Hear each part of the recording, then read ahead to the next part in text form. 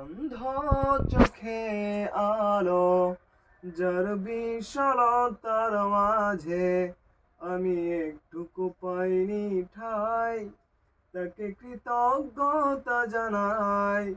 সে যে দিয়েছে আমায় মহাশূন্যে আশ্রয়। আমার সব পূর্ণতাই যেন হয় আমার শূন্য পথের প্রতীক, শ্রেয়তম আশীর্বাদ।